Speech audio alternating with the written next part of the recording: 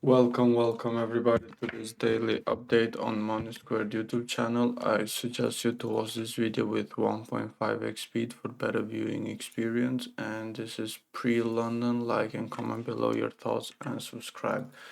This is pre-London. I haven't been able to make updates for the past week, I think, because I haven't been able to trade at all. But the levels are being quite respected. Let's go ahead and remove the drawings. Let's go from a monthly time frame. Monthly time frame, we can see that now after this wick tapping to these all-time high levels on gold, we start to flip, and we have 2 more weeks, which is quite significant because after this weekly candle I was anticipating a bearish movement. A bearish movement because this shows weakness of the previous, and we were all already in the all-time highs. So I expect this level to come up and tap like these pool of liquidity. 1960 on gold. From a daily perspective, yesterday we closed very bearish, but now we are at this very strong support. So let's go quickly and check Forex Factory if we have any news. We don't have news today. No unemployment claims tomorrow.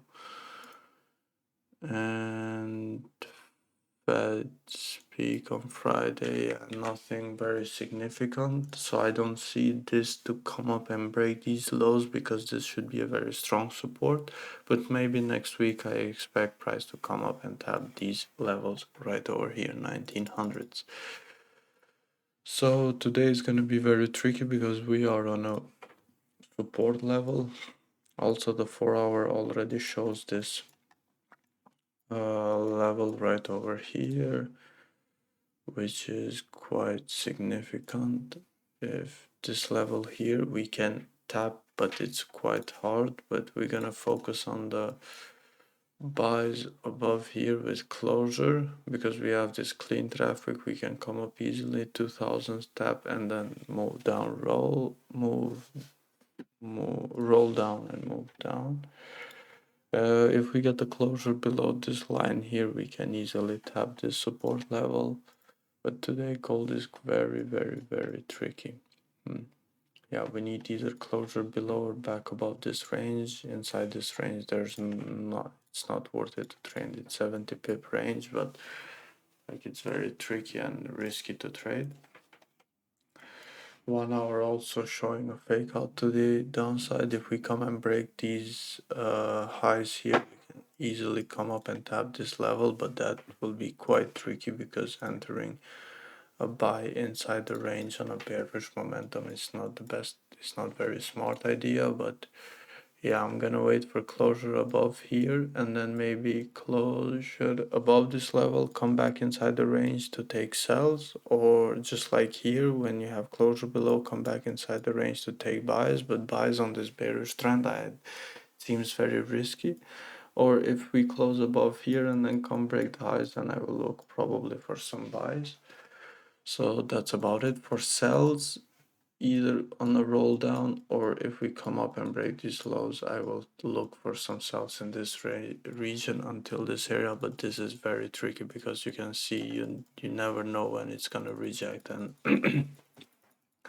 it's not that easy to trade. And I'm not looking to, because I haven't been trading for a week now, and I don't want to go to start with a losing trade. GJ, however, on the other side, last month was with no wick, showing weakness on the bullish momentum. Now we are quite bearish. Weekly, however, has no wick at the bottom, and it bounced back from here, is coming to this resistance. If we come and flip, the weekly will move quite strongly to the downside, but there's not a lot of news for that to happen. Yesterday, daily candle closed bearish at this resistance after we create this new lower low here. After this lower high, if we respect this level, we should be good to come down. If we break above this level, we should retest these highs from a daily perspective. Let's go on a 4-hour time frame. On a 4-hour, we are in this range on daily, on 4-hour time frame on GJ. we are here on this range, but then you have this resistance here and all this weak rejection. We need closure above here for buys to take advantage of this clean traffic. For sells, I would look only below here, or if we have a tap in outside and then come back close inside the range, maybe I'm gonna look for some risky sells with stop loss above here to take the sells till here for some, like, maybe a bit kind of a swing trade, but safer sells are below here with closure. And yeah, let's go to the 2-hour time frame. If we see anything, nothing yet. 1 hour, nothing. Is like full of rejection area at this level, so it's not really worth it to trade. It's very risky to trade. Like, this is what is 35 pip, but you need like 35 pip and the stop loss minimum, and then you're gonna take a trade in this rejection area. So I would rather wait for closure above here to take this trade till 171.6 potentially for 60 pip range, then take for 30 pip range right at resistance, because you can see you never know where price can reject. For sells, I'm looking for sells below this level or come back inside. We come back, tap this level, come back inside the range. We have this clean traffic which we can mirror with stop loss above here and then take profit below here, and then we can let position run to overall to the downside here.